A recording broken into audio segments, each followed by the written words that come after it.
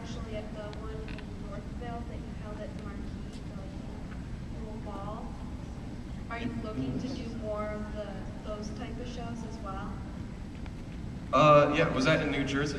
No, it was in Michigan. Michigan. Okay. They always snow. Yeah. When it was snowing, we did 2 shows there. Yeah. No, we love doing that. In contact with a couple theaters. Nothing is 100%, but yeah, we're definitely want to do more of those. Oh yeah, July 24th in San Diego. If you happen to probably won't be in San Diego. But. Well, if you're there for Comic-Con, come to our show July 24th.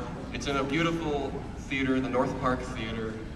We have VIP seatings. You get to watch us do sound check, and you get a photo with the robots and all this swag bag. So, yeah. I mean, I know we have some theater shows coming up in Seattle and stuff. They pop up a lot less than conventions, just because there's so many conventions. But yeah, those are fun too. It's a little more intimate because who doesn't like sitting? Well, not me, but it's fun to sit down and take in the act like normal people rather than being in a mosh pit. That's just me, my preference. That shouldn't speak for everyone. We do both. Sometimes they make you sit on the ground. Sometimes due to fire code, they have to make you stand. Sometimes we're outside and it's like asphalt, so they stand anyways. Sometimes there's seats. Sometimes there's not.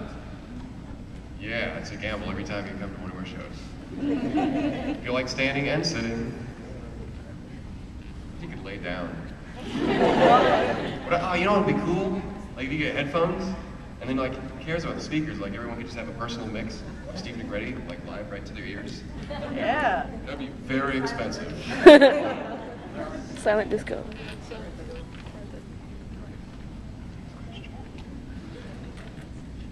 How long does it take you guys to do your makeup? Good question. We can do it in about 3 hours. Probably record time about an hour and a half. Wow. How long does yours take? Mine takes like an hour and a half right now. We don't rush. It's never fun to rush, so we kind of give ourselves about 3 hours.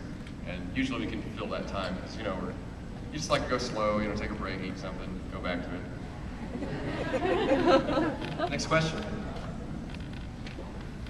So my question is about older songs.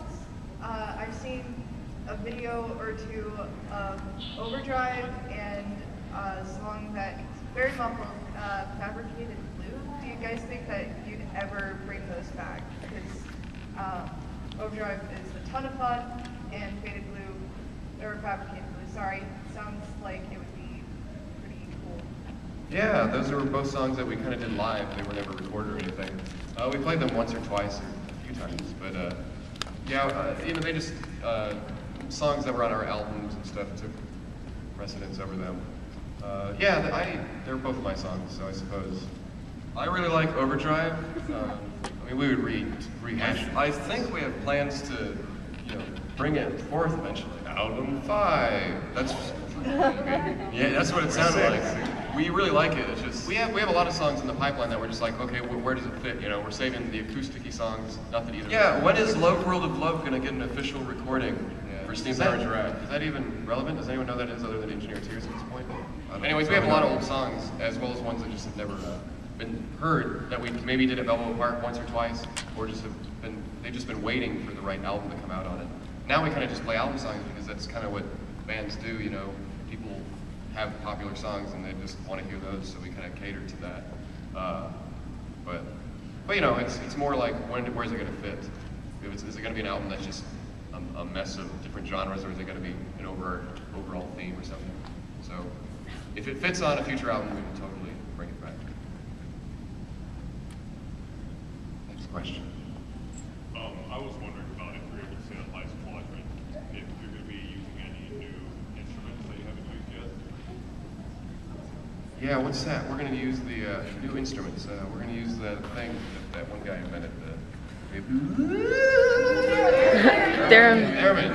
You do a space album, you got to have a theremin, at least on one song, at least one. Yeah, it's one of those things when you think about a space album, it's like, yes, everything's going to be synthesizers, and it's going to sound like the 1980s. And realistically, when we're making this stuff, there's probably going to be a little more variety, just because how many times can we do it? You know what I mean? Like, now that it's coming together, every song could go any way. We can do all of it acoustically if we wanted to, which would be pretty. From my perspective, it's sounding like we're getting a lot acoustic instruments right now. Yeah, just for the. I mean, I don't know if that's just because it's early on, but it's much more acoustic, I guess, sounding. There's a richness to what we're recording. Yeah, I'm sure there's going to be more pop stuff like MK3, but there's a few that are more. We're trying to get that, you know, kind of a rougher sound, you know, like just a little less produced. Obviously, there's a lot of orchestral stuff going into this one, so you can probably look at like the end of Turn Back the Clock or something. It maybe is probably going to have some one or two songs. Everyone loves your alert message. Next question. So you guys have traveled a lot for your concerts. Where do you think your favorite place was, like in terms of just the area where you've been? Oh yeah. Well, Anime Midwest, obvious. On Chicago, and no one can tell us otherwise. We've never said that to any other place that we've been to. We love this one the best. We definitely have come back to places, and it's because it all works out well, the event works out well, and we like the people that we've worked with, so. I'll tell you where I don't like performing. LA. Oh, okay. Yes, LA sucks. We live near there, so it's okay. All the events are great, but I don't know, it's not okay. It really isn't. It's terrible! Randy Newman. I've never done a show in LA where I was like, this was like, what a great show. I feel so much better having performed in LA. Never. It's because LA is full of like, I don't know, dance clubs, and who wants to perform at those? We make the best of it, but I mean, no one comes out of there like, wow, that was a very relaxing show. It's very hot and I don't know, it's a dance club. There's like stripper poles on the side. It feels sleazy. We performed in Vegas, but there was nice places in Vegas, like, you know, like reputable places. But you go to a dance club, it's like, ugh. Everything's sticky. Next question. Just wondering if we could get an update on the SPG card game. An update on the SPG card game. Okay, so I came up with this weird concept that just didn't work, and we were trying to like figure out how we could make this. David wants to do more Magic the Gathering. I'm kind of digging Hearthstone's, like, man, so simple. So let's rip off everything that we're trying to come up with something that's simple, but you know, not just a rip off of like Yu-Gi-Oh or something. So it's tough. I mean, yes, we're developing it, but card games realistically are just, they take a lot of time and a lot of play testing. And that's just the first part. The second part is the money. They're expensive. Oh yeah. Yeah, we've looked into it, and yeah, it's expensive. Probably a Kickstarter or something. We'll see. We'll see. If the game is good enough, and we can.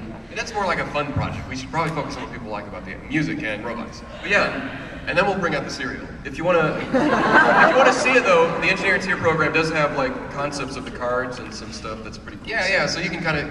The Engineer Tier program is great if you really need to know what we're kind of working on every day. It's not like you get a video of us waking up in the morning and seeing what we're working on, but you know, we do push updates that just aren't for everyone else. We have our fingers in a lot of pies.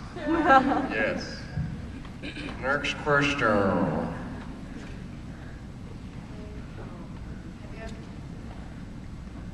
Have you ever considered having one big concert where you get previous robots to come and join you again for one big?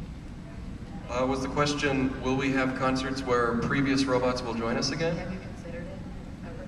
Is that a yes? Like having all the robots together? Yes, is that the question? No. So, you know, like, if we were going to do that, I'd be like, well, I guess we have to find new actors to play those people. And it's like, well, why are we doing that in the first place? Yeah, you know, Erin Burke, who played Upgrade, she didn't want to be in a band. She wanted the act to be more theatrical. You know, we tried to make the balance, but you know, the majority of the people in the group at the time, we wanted to do music, and she didn't really want to sing or play any instrument or anything. And we're like, well, that's cool, whatever. But it just didn't work out, and eventually, it's kind of went our separate ways. And now, I mean, she's doing acting and theater and stuff now. And I keep in touch with her. I mean, it's just we just had two different ideas of where we were going to go with it. So, and that was early on. So, it's also like, does their legacy, is it going to be relevant in a few years when we could do something like that. Right now, we're just trying to keep doing the act, and you know, I'm still not over, you know, John. You know, like the tension that we have there. I could never work with the guy again. He wouldn't want to work with us. What he's going through right now is not conductive to Steam Powered Giraffe.